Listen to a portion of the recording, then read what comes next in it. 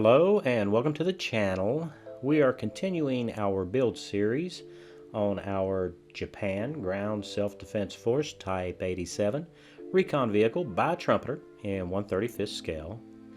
Now in this video we will be continuing our build with the painting portion. First thing we need to do, of course, is to prepare everything for painting. So we're going to go ahead and disassemble the vehicle. Remove the turret, and also we're going to remove all of our wheels, being very careful not to break anything off. So you can prepare your parts for painting in different ways. I'm just showing you how it is that I like to do it. I'm going to use these alligator clips here to hold our wheel assemblies, and also these brush guards for the front headlights. Now when it comes to the fuel cans, I've decided to drill a little hole in the bottom of them, and that way I can attach a piece of tapered sprue in the bottom. There we go. That'll make it so much easier to paint, and it's easily removed. For small fragile parts, I'm just going to use a little bit of painter's tape here, rolled up inside out, and I can just stick these little bitty straps, these are photo etch parts, right to the tape, and that'll hold it in place.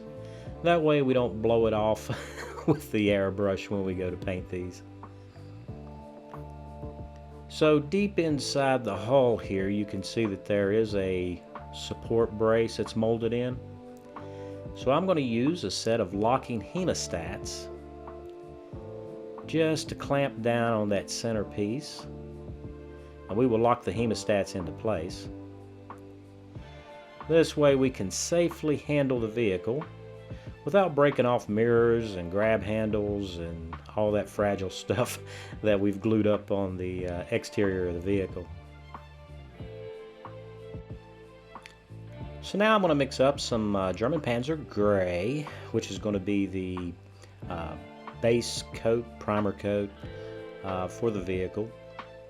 And this has a couple of benefits, one of which, if there is any areas on the model that we need to attend to that will show through the paint, such as glue marks or something that we didn't clean up or fill properly, with this unified coat, single color, we'll be able to see those items that need our attention, and we can go ahead and fix that before we put our base colors on.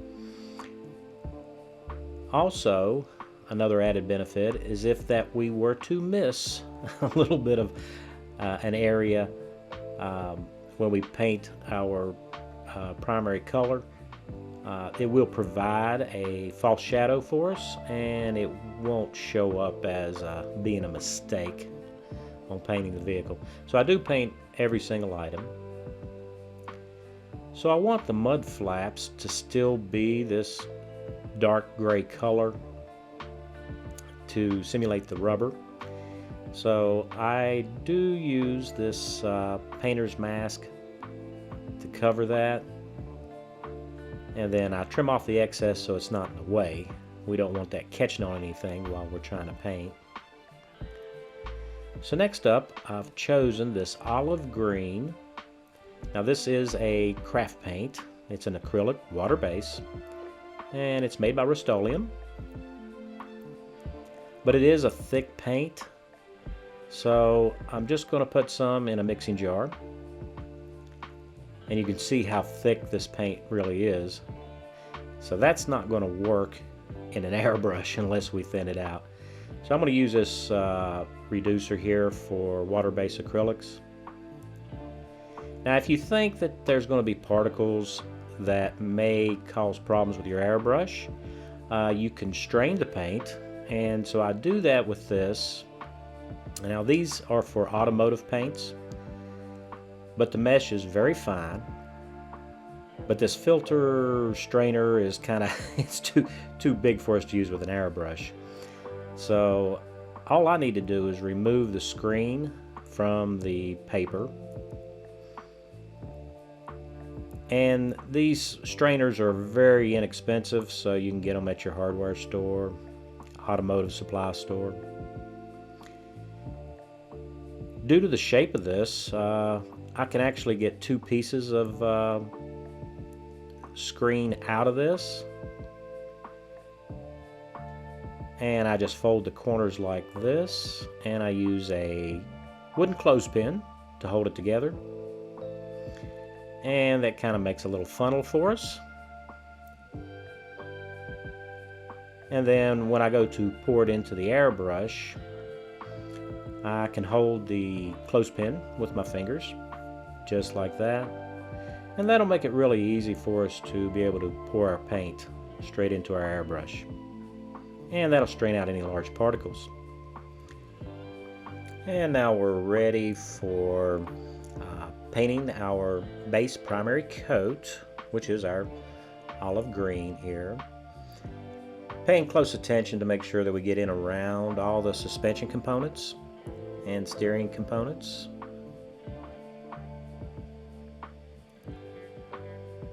And if we were to miss something around, say the suspension springs or something, that black base coat, well, not black, but the Panzer gray base coat, my new black, will provide us with a false shadow, and it's not going to be that big of a deal. Also, with as large as the tires are on this vehicle, probably not going to be able to see too much in there anyway. But if we do miss something, the darker color will provide us with a false shadow. And so I'm just going to lay this down, and it dries pretty quick. I'm really impressed on how well this craft paint actually works. I think it works better than the Vallejo colors that I've been using. It's much finer, and I may start using these a lot more. Not to mention that they are quite inexpensive, and they seem to adhere really nice too, so just another option. Now, these craft colors come in a very wide range of different shades and colors, much more than what you can get in standard model paint. So we're going to use this medium brown here. This is also a Rust-Oleum product. And we're going to do the same thing with it. We're going to mix it for use in our airbrush. Now, I don't give you specifics on quantities because it'll be different between how you mix for your airbrush depending upon the size of the orifice and the needle and all of that. So whatever the consistency is for you, kind of stick with that. And we're going to reduce that as well.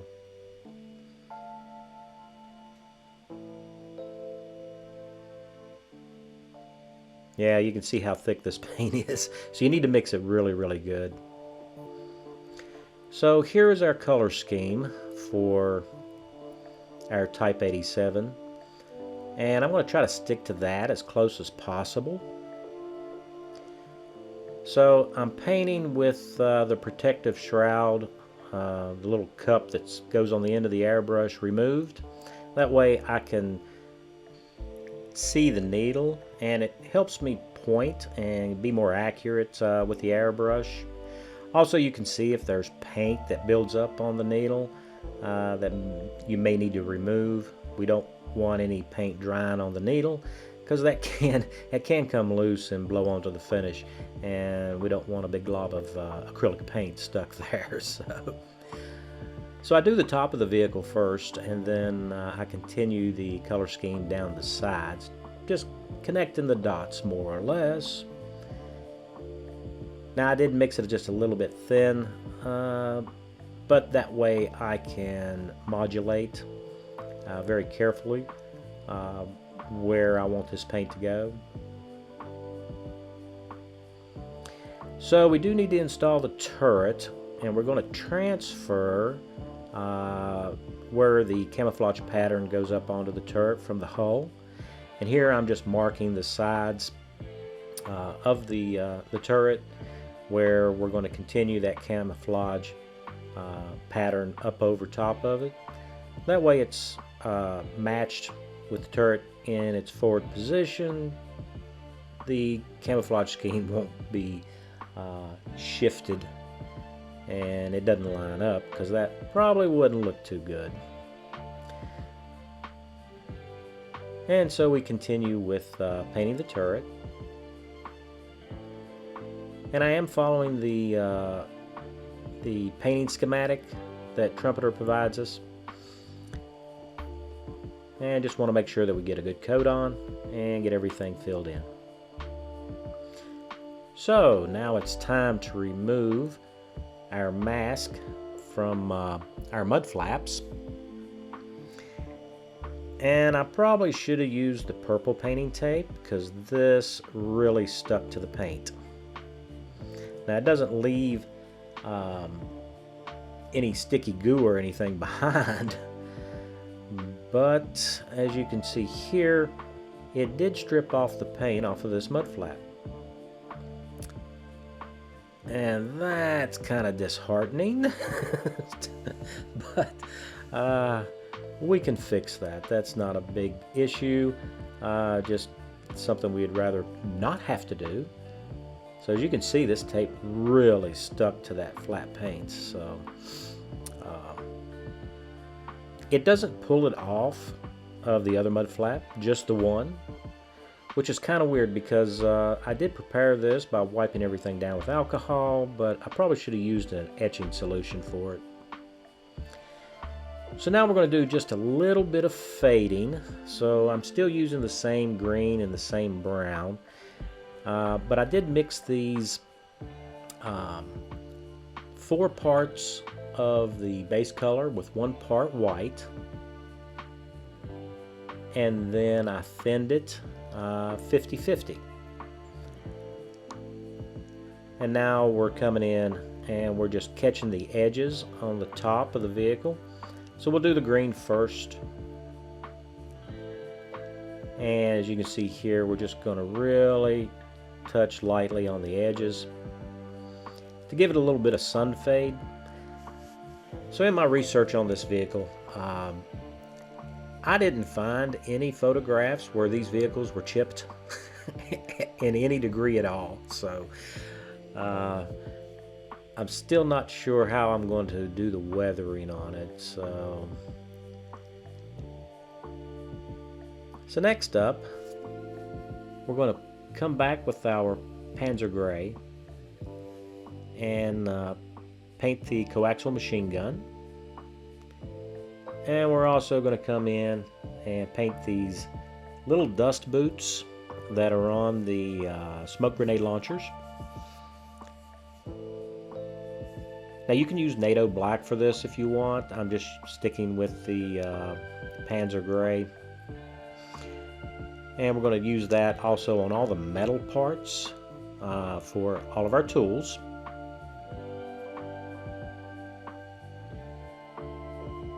So we'll paint the shovel head and the shovel handle, and also the axe, the mattock, and the pry bar.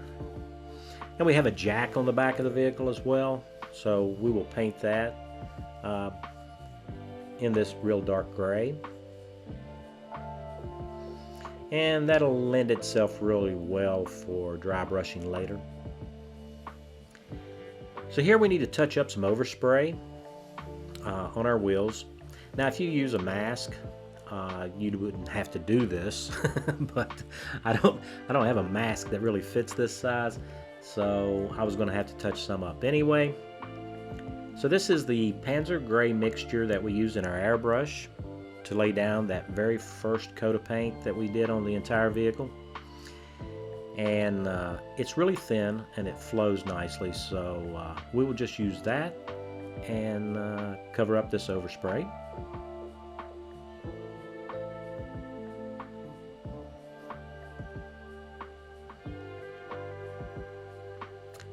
So now we're going to turn our attention to the wooden handles. I'm going to use this Vallejo Desert Tan, and this will just be the base coat for the wood. We just want to make sure that we cover the wooden handles. So that'll be the shovel, the wooden parts on the shovel, the axe, and we have a mattock handle also that we need to cover for our pick. So one of the things that I'm going to be using here is the burnt umber. This is an artist oil paint. So I did put it on a paper towel to soak up most of the linseed oil, and then I transferred it to some cardboard. And you can see where on the cardboard here it is really soaked up the remaining linseed oil. And I'm using Tester's enamel thinner as a carrier. So I do go just a little bit thick with the pigment. You should use that enamel thinner to really thin out this pigment so that it spreads more uniform. It's kind of a fine balancing act between being able to put the pigment on and just smearing it. So you got to kind of play with it a little bit. After that dries, and it'll dry fairly quick, I come back in with a slightly frayed brush here with a little bit of enamel thinner on it, and we're just kind of moving the pigment around a little bit, cleaning it up on some spots to make it look more like wood. Not my best wood handle paint job, but I think it'll be fine. It'll be subdued after we get everything finished on it. So now we're going to use some acrylic silver here. This is Model Master, which is, they're defunct and out of business now. Testors no longer offers this acrylic paint. But I'm going to paint the headlight with it, and also the marker turn signal lamp. We're going to paint that. And then on the back of the vehicle we have our reverse light, and we also have our turn signal, and so we're going to paint those with this acrylic silver. And on the side of the vehicle there's also these marker lights. They're very long, so we're going to paint those as well with the acrylic silver. Now once all that dries, we're going to come in with our clear yellow X24 by Tamiya, and I'm just going to come in on our turn signal, and we're going to put this clear yellow over top of the silver. Now this is a painting trick that car modelers use all the time, and if you're a car modeler and you're watching this, you'll be thinking, wow, I do that all the time. So, but this is the first time for me using it on an armored vehicle, and we'll do our marker lights on the front of the vehicle as well. And I probably should mention that we use the same two-tone treatment for our reflectors.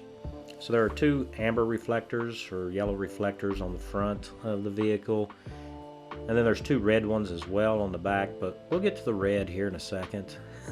We're going to have to do something different there. So here I'm putting the clear yellow on the side indicators. So now for our brake light, I'm going to use this Model Masters acrylic Guards Red. And the reason why I'm going to use Guards Red is because I ordered clear red, but it is on back order, and so it's not going to be here until next month, and I decided just to go ahead and we're just going to paint these in with the Guards Red. And since the red brake lights on most vehicles are considerably darker anyway, I think it's going to look just fine. So now we're going to come in with some chrome silver, and I am doing my best to paint these mirrors. Now I don't suggest that you do this after 3 or 4 cups of coffee. That's probably a bad call there. So, and I do have to come back in and touch up the edges of this a little bit.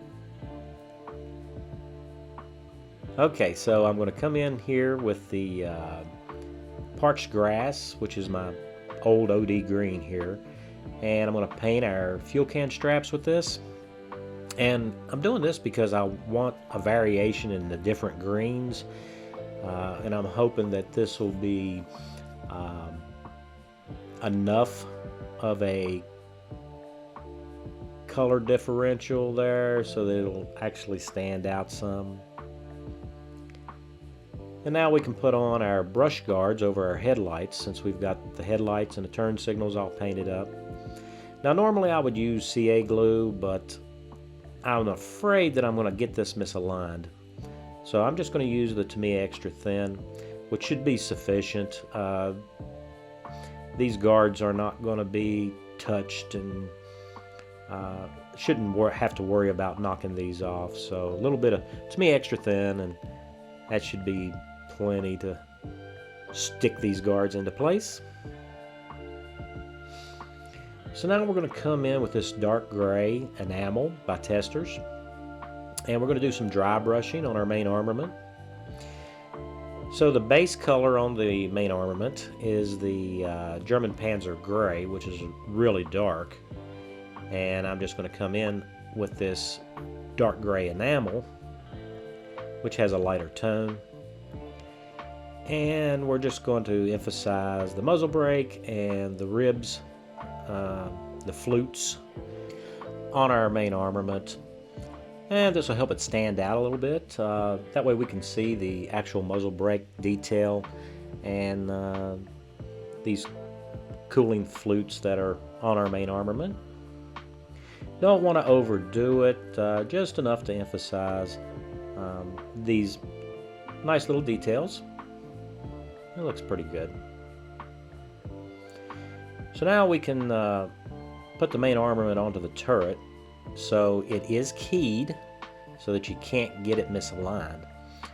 But with a little bit of acrylic paint in there, it is a tight fit. So we're not going to have to use any glue on this. In fact, a little bit of glue might have helped it go in easier. But, and there we are. We won't have to remove it.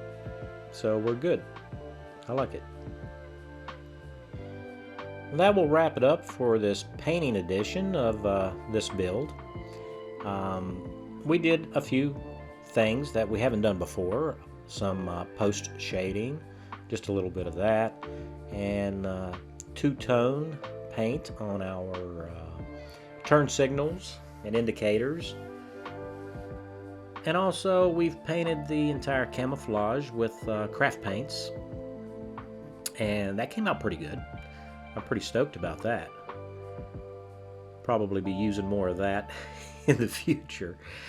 So if you like this kind of content and you're not a subscriber, go ahead and subscribe. It's free. And don't forget to hit that notification bell so that you'll be notified whenever I post a new video. And for all my current subscribers, I really appreciate you guys. It's because you guys are watching that I keep building and videoing these builds of mine. And I'd like to hear from you. You guys come up with some really good comments and suggestions and things that I can use in future builds. So if you like this video, please give me a like. I'd appreciate that. And let me know what you think of the build so far. And if you have any suggestions, I'd love to hear from you. I take everything that I can get and learn by all your experience as well. So next up on this build will be a video on weathering, and we'll put some wear on our tools and some panel liner and some dust and all the things that makes a vehicle look used. You're not going to want to miss that. So that's coming up in the next video. And also the final reveal. We'll get all that wrapped up. So you guys stay safe, and I will see you in the next video.